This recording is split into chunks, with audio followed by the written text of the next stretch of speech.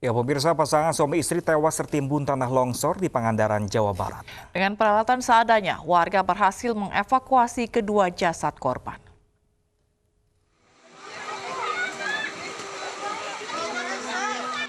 Dengan peralatan seadanya, warga mengevakuasi jasad suami istri Sunarsi dan Irut Utama yang tewas tertimbun longsor di Pangasinan, Desa Pasir Gelis, Kecamatan Padaherang, Pangandaran, Jawa Barat.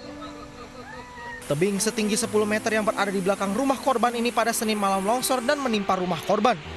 Untuk sementara yang kami datangi korban akibat bencana malam tadi hujan deras sampai pagi yang mengakibatkan korban 2 orang tertimpa dari rumah karena arus mungkin deras 2 orang korban meninggal dunia suami istri di dusun Pangasinan dusun Pangasinan Desa Pasir Gelis Kecamatan Padaherang. Selain menimpa rumah, longsor juga menutup badan jalan di 2 desa di Kecamatan Padaherang. Dari Pangandaran, Jawa Barat, Irfan Ramdiansyah, iNews melaporkan. Pemirsa, sejumlah kawasan di ibu kota kembali tergenang usai hujan deras. Ketinggian air di ruas jalan dan permukiman warga mencapai 60 cm.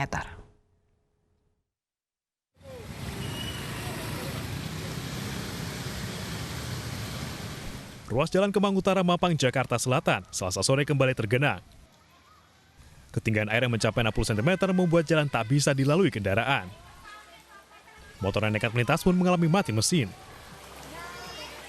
Selain memutus akses jalan, genangan air juga mengganggu aktivitas warga.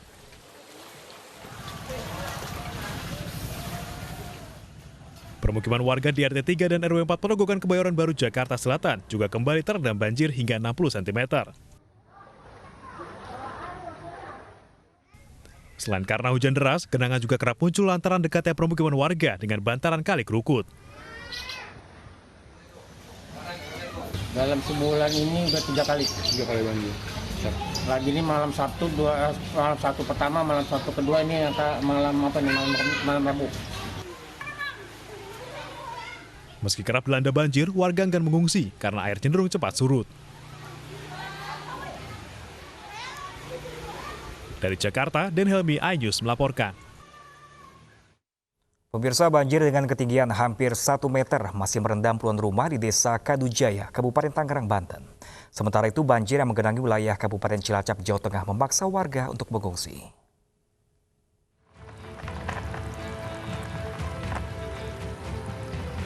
Hingga Selasa sore, puluhan rumah warga di perumahan utama Kadujaya, Kecamatan Curug, Kabupaten Tangerang, Banten masih terendam banjir hingga ketinggian 1 meter. Khawatir banjir semakin tinggi, 40 keluarga terpaksa mengungsi ke salah satu rumah warga yang dijadikan tempat pengungsian sementara. Selain bantuan logistik, warga yang terdampak banjir juga berharap adanya bantuan pemerintah untuk meninggikan tanggul agar air tidak masuk ke permukiman. Sementara itu, banjir yang mengenangi wilayah Kabupaten Cilacap, Jawa Tengah memaksa warga untuk mengungsi. Banjir yang diakibatkan meluapnya Sungai Tipar dan Wates ini merendam rumah warga di 8 desa.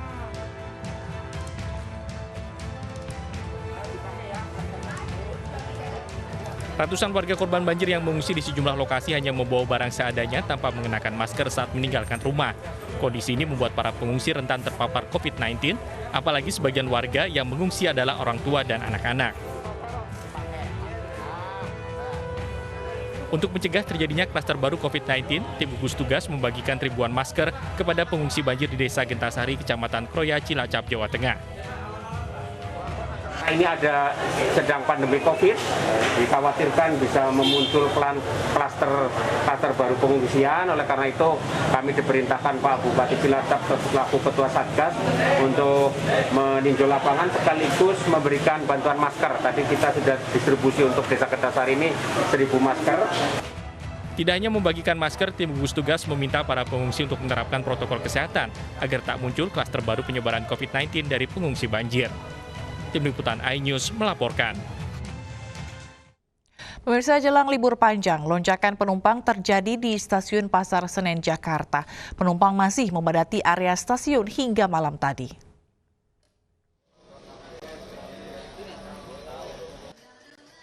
Hingga Selasa malam, 9.500 penumpang tercatat menggunakan kereta api dari Stasiun Gambir, Stasiun Pasar Senen, dan Stasiun Jakarta Kota. Jumlah penumpang kali ini meningkat 3 kali lipat dibandingkan momen akhir pekan di masa pandemi. Masyarakat memanfaatkan momen libur panjang untuk sekedar pulang kampung atau menghabiskan liburan bersama keluarga. Dalam rangka memanfaatkan libur ini untuk pulang kampung atau ada urusan lain? Sebenarnya ada urusan lain sih. Ya, ada bisnis di sana. Jadi cuti ya? Ya. Sebenarnya sih takut juga, cuman kan kita selalu pakai masker, bawa hand sanitizer dan perlengkapan standar COVID lainnya gitu.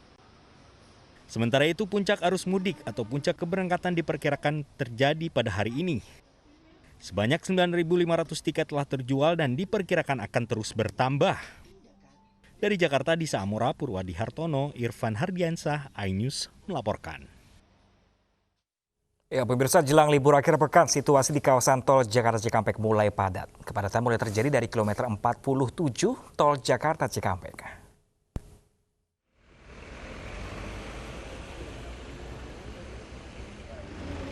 Hingga Selasa malam, lonjakan tol Jakarta Cikampek mulai terlihat dari kilometer 47. Petugas dari Jasa Marga dan kepolisian berjaga di kawasan tol Jakarta Cikampek. Kementerian Perhubungan telah memprediksi mulai hari Rabu hingga tanggal 30 Oktober 2020 akan terjadi lonjakan kendaraan.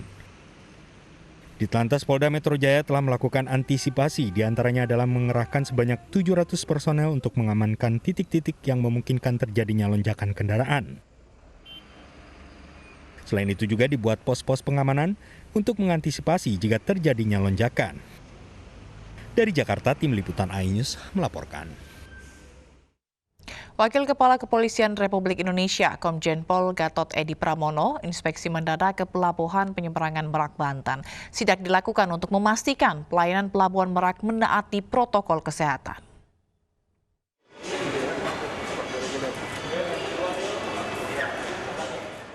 Wakapolri Komjen Pol Gatot Edi Pramono melakukan inspeksi mendadak ke Pelabuhan Merak, Banten.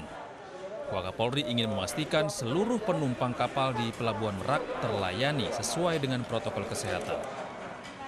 Inspeksi juga dilakukan untuk mengantisipasi kemacetan dan gangguan keamanan di sepanjang jalur menuju Pelabuhan Merak, Banten. Sementara itu, Wakapolri memprediksi puncak arus mudik libur panjang cuti bersama di Pelabuhan Merak terjadi malam tadi. Saya menghimbau tentunya masyarakat yang melaksanakan libur panjang ini yang pertama tertib, ya, di jalanan jaga keamanan, rumahnya juga dijaga, titip kepada tetangganya, dan yang terpenting juga adalah bagaimana kita sama-sama menjaga terjadinya penularan COVID-19 ini supaya tidak tertular kepada saudara-saudara kita yang kita datangi, ya. Oleh karena itu patuhilah protokol COVID-19. Mengantisipasi penumpukan penumpang, PT ASDP Indonesia Ferry Cabang Merak mengoperasikan 27 kapal Ro-Ro dengan tujuan berbagai daerah di Indonesia. Dari Cilegon, Banten, Iskandar Nasution, iNews melaporkan. Pemerintah Kota Yogyakarta siap menyambut kunjungan wisatawan pada libur panjang akhir pekan ini. Ya, namun wisatawan harus mengikuti protokol kesehatan yang diterapkan di tempat wisata agar mencegah penularan COVID-19.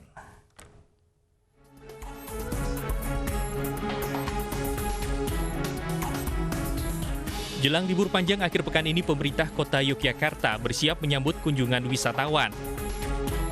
Menjalankan roda pariwisata di tengah pandemi, fasilitas penunjang protokol kesehatan COVID-19 disiapkan di objek-objek wisata seperti kawasan Malioboro dan pasar tradisional Beringharjo. Tempat mencuci tangan diletakkan di lokasi strategis, ratusan petugas juga disiapkan untuk memeriksa suhu badan, serta pengawasan pemakaian masker dan menjaga jarak. Adalah dalam rangka kami melindungi warga masyarakat Kota Yogyakarta dan memberikan rasa aman dan nyaman bagi para wisatawan dan calon wisatawan yang akan ke Yogyakarta, terutama mengantisipasi hari libur yang panjang tersebut. Silahkan datang ke Yogyakarta, tetapi identitas kesehatannya agar kita semua tahu. Nah, salah satu contoh identitas kesehatan itu ya tadi sudah rapid test, sudah swab dan lain sebagainya. Agar tidak terjadi klaster libur panjang. Pemerintah Kota Yogyakarta menyambut baik setiap wisatawan agar roda ekonomi kembali berjalan. Namun untuk mencegah penularan COVID-19, wisatawan yang datang diimbau untuk selalu menerapkan protokol kesehatan. Dari Yogyakarta, Heru Trijoko, iNews melaporkan. Ya, pemirsa, Bahar bin Smith kembali ditetapkan menjadi tersangka atas kasus penganiayaan sopir taksi online. Anies Pagi segera kembali dengan informasi selengkapnya.